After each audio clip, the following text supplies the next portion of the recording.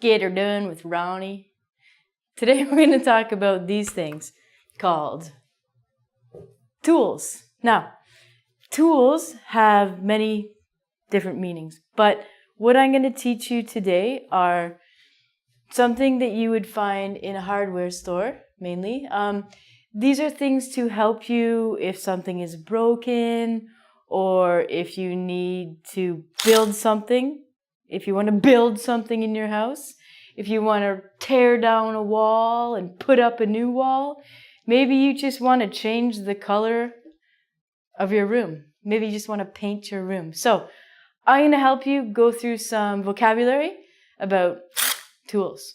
Oh, I can't resist the drill sound. It's like going to the dentist. This is not the dentist. So, as I told you, the beginning of the lesson said, get her done.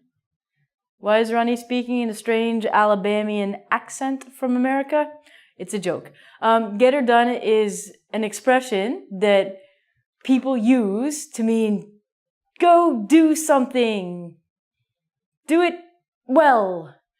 Get her done. It sounds very American, so yay. Get her done. We've picked it up in Canada. Maybe you will hear people say it when they're drinking. Get her done. I don't know. We are crazy here, all of us. The most common kind of tool that people use will be something like this. This is a hammer. Makes that kind of noise. This is actually a rubber mallet, but Ronnie doesn't have a lot of supplies. She makes do with what she has. So a rubber mallet or a hammer is for something like a nail. So a nail looks like this. And what you do is you hammer the nail into something. Be careful you don't hammer your thumb. I've done this before. Hammering the thumb is very painful. Hammer is a noun and also a verb. Okay? So I can say, I hammer in the nails. So I take my hammer and I smash the nails into my wrist. Not a good idea. Please be careful when you're using these things. They just might bonk you in the head. The next one we have is, it's not a drink of vodka and orange juice, unfortunately, ladies and gentlemen. It is a screwdriver. Now, my screwdriver was very expensive. I did get it from the dollar store, which is another place where you can get these tools. Each screwdriver has a different head. Yeah, okay. So, unfortunately, I do not know the names of the different heads of the screwdriver. I do know that this one is called a flat head because it's flat. And I do believe that the one that looks like a star is called a Phillips. But don't quote me on that because I just kind of guess and hope that they fit in. And if all else fails, just hammer it in. That's the thing. So with a screwdriver, what you're going to do is you're going to take this thing called a screw. That also means something different. So you're going to screw in the screw with a screwdriver. English is so repetitive. Okay, so one more time. So you're going to screw in the screw with a screwdriver. This one you have to twist a lot. It hurts your wrist. If you screw too much, you can hurt your wrist and do other things. The next one we have is a wrench. A wrench could look like this. This is a very big example of a wrench. I also have a tiny wrench. So this part, what's going to happen is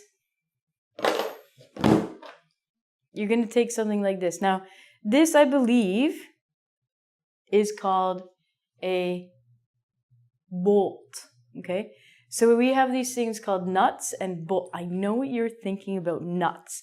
Not those kind. Nuts are something that go around the bolt and they position the nuts and the bolt so it doesn't move. So what's going to happen is I'm going to use my wrench and I'm going to put the bolt or screw the bolt into the wall. Or I can unscrew the bolt and I can take it off. If you have a bicycle, I have a bicycle. I love my bicycle. Sometimes you need to do repairs on your bicycle. Sometimes you can use a wrench. Also at the other end of the wrench, there's a hacksaw. Not a hacksaw, I'm sorry, a hex. And you can crank it and take it off. One thing that would have been useful a couple of weeks ago when my friend's chain fell off and we had to change a tire would have been one of these. This is called an Allen key or a hex key.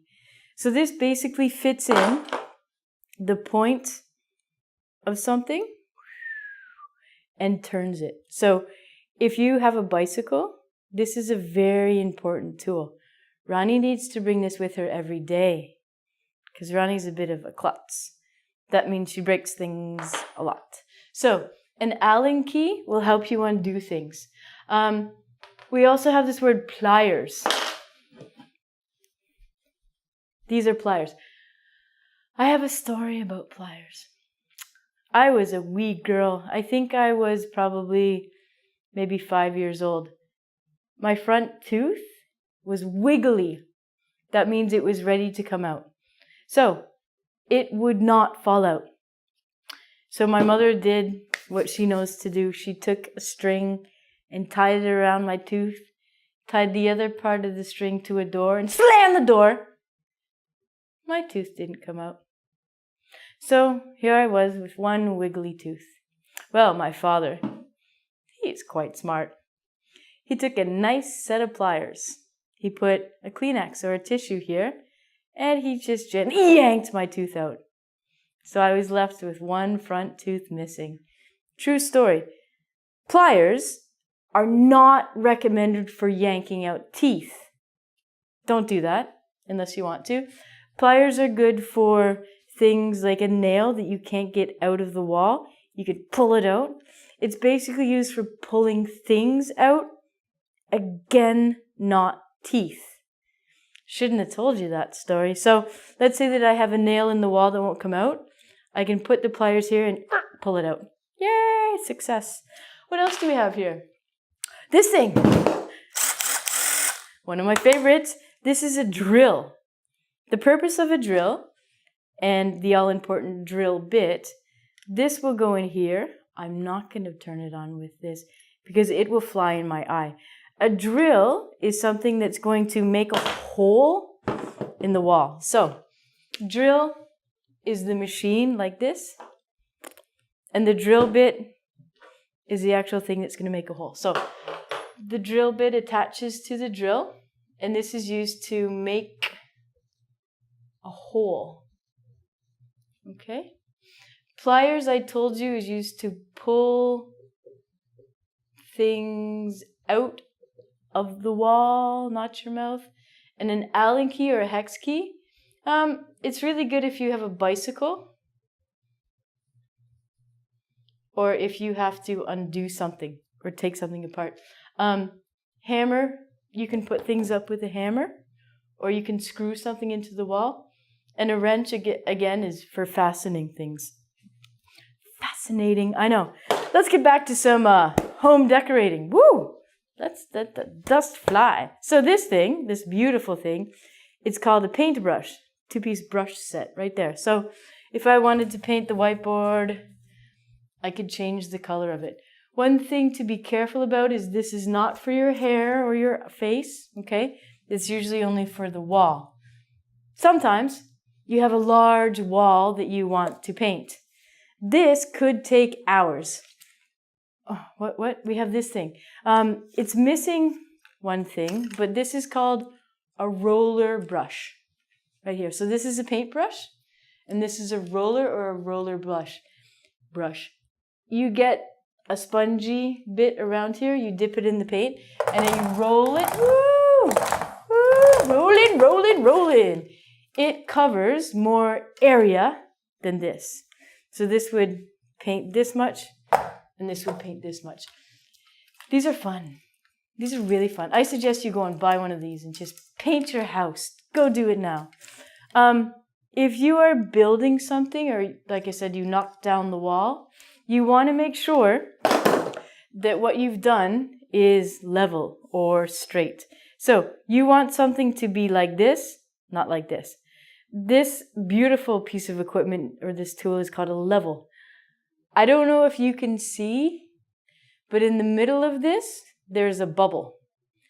And the way that you line this up is if the bubble is in between the two lines here, it means your piece of equipment is level. Oh, we're level. We're leveling, Vid. So I may not be level. I may be a bit off the wall. If you need help fixing something, I suggest you call in a professional. If you want to give it a try yourself, good luck. Be safe. Go to the hardware store. Go to the dollar store. Sometimes at the supermarket, you can find all of these tools. One thing that's one of my favorite ones too is measuring tape. It looks like this. So you can measure things. You can measure anything you want. The possibilities are endless out there, ladies and gentlemen. So let's say that something was 6 inches. You could measure that. Maybe something is 7 or 8 inches. You could measure that. Anything that has a length or width, you can measure.